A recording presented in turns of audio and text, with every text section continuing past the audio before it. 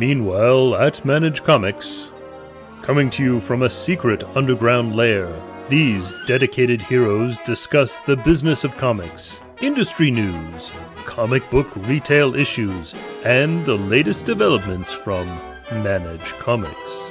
They are promoters of comics, champions of small business, and four-color heroes. They are the Manage Comics team.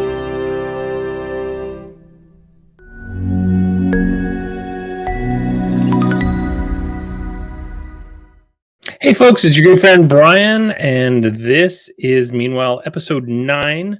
We're calling this one More Powerful Than Ever Before. So this week will be a fairly short show. I'll be honest, this has been a week. It's I think the kids might call this a doozy. So the big thing that happened for us this week was our servers finally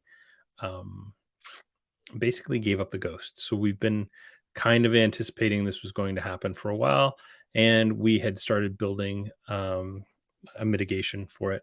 So we actually launched our new database on the weekend, last weekend, did a bunch of changes to make sure that that database would kind of sync up. And then our plan was tonight, Thursday night, we were going to migrate the web server. And we figured that the website might be down for about an hour. So we wanted to wait until, a good easy day is Thursday. Because we have customers that are all over the world, in New Zealand, North America, etc., we can't really take down the site for too long during the week. Monday, Tuesday, Wednesday are kind of no-goes now for us to ever consider taking down the site. But Thursday nights are usually okay, especially between like 9:30 p.m., which is 6 o'clock Pacific time, and like 11 or 12 a.m. So we figured that was a good window. And then Tuesday happened. And Tuesday was a confluence of events, the likes of which I've never seen. Started out in the morning when we found out that there was a weird character in Diamond's weekly shipping stuff, which had caused Classic not to actually update all weekend long. And then we found out that customers were uploading invoices and it was causing an issue with that. So we put in a fix to that.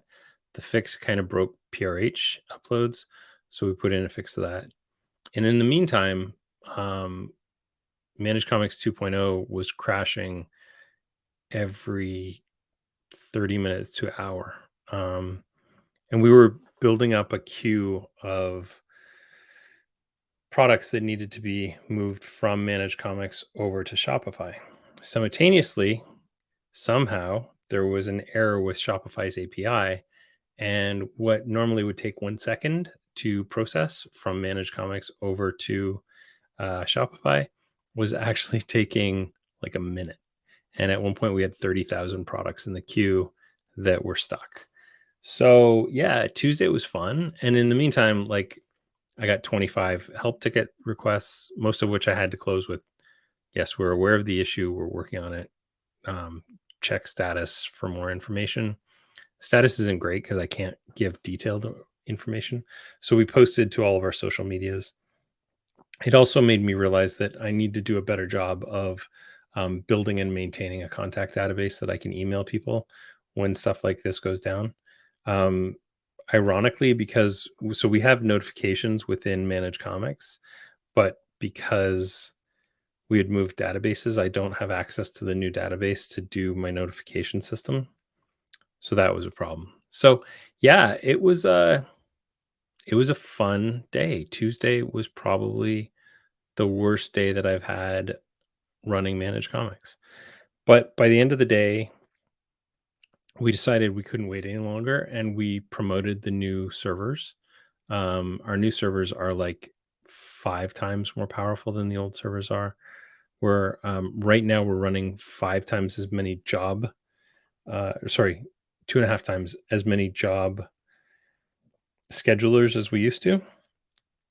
So we used to be able to do 2 concurrent jobs. Right now we can do like 5 concurrent jobs, but we're going to up that to 10. We're just trying to monitor the performance of the server and make sure that it's good.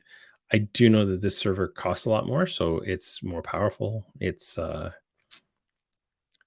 a great backbone. We've got more powerful database servers than we had before. We're using Amazon's RDS databases, so we've upped our kind of limit on that. I just noticed, like, anecdotally, pages are way faster than they were before. We're also noticing our monitoring, like, it never spikes. What's weird is on the old system, our monitoring never really spiked. There were occasional, like, minor spikes, but what was happening is the servers would just stop responding. And so our theory is that we had just a bad hardware cluster, and that was kind of part of it. Now, we also realized that we've gone from, like, supporting 20 stores to supporting 100 and almost 140 right now. So we have to, increase everything as that happens. And over time, we'll start to, if we get more European customers, we'll have to start to shard things and do, separate databases for the EU versus North America. We're not quite there yet. That just adds a lot of complexity to the system, and we're still a fairly small team, right? We're, 5 people. So once we start adding other servers outside of our time zone, it's going to make things a lot more difficult. But good news, I mean, we're upgraded, we're updated, things are going much better than they were last week, which allows us to start working a little bit more on some of the data issues. We're getting even more, but there's a really great news on that front. In the description down below, you will actually find a link to the metadata presentation from Comics Pro. At the very beginning of that presentation, Katie Pride mentions how you can get involved. So if you're interested in getting involved in this data project, we plan on having our first meeting. I want to say our first meeting is, yes, Thursday, April 13th at 1:30 p.m. Pacific time. That's 4:30 p.m. Eastern time. So if you're interested in being part of this meeting, please join up. And there'll be, I think, in the first, like, couple minutes, there's information from Katie on how to join the group. I'll add that information to this description right below, or maybe on the side, depending on where you are looking at it. But we'll get that up to you.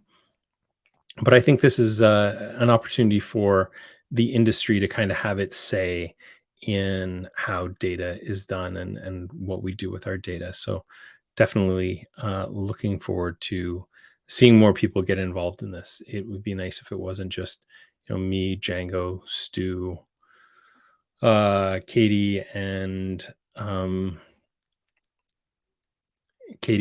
Jess from PRH all fighting the same fight all the time. It's nice to get other people involved. And the best part is there's so much, like, will from the publishers, distributors, and everyone. One of the goals of this is going to be to start to get better sales data.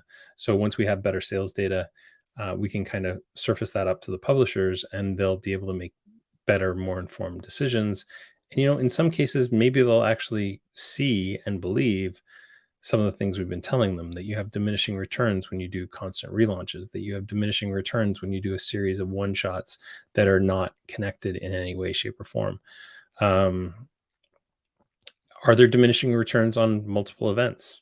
I don't know. We don't have the data to support that right now. So let's start getting that data and seeing, okay, Dark Crisis did this number, Infinite Dark Crisis did this. I don't know if that's a thing, but let's just say it is. Yeah. So I think my thesis is that the more data we have and the more that we can help present stuff to customers, the better, that they're going to do as publishers. So this next little segment, which I'm just going to call the rant, is going to be a rant against a specific part of the YouTube community. And I know they've got their little trolls out there who will find videos like this and curse us. But there's a specific part of the YouTube community that is very negative, that believes that all the problems with comics are that comics are too woke, that they've got woke artists, that they've got woke blah, blah, blah. I don't care. That word woke sickens me. It doesn't mean anything. It's the most infantile thing that a group of people who basically just want to promote a certain ideology use for everything. Um, as far as I'm concerned, comics have always been quote unquote woke.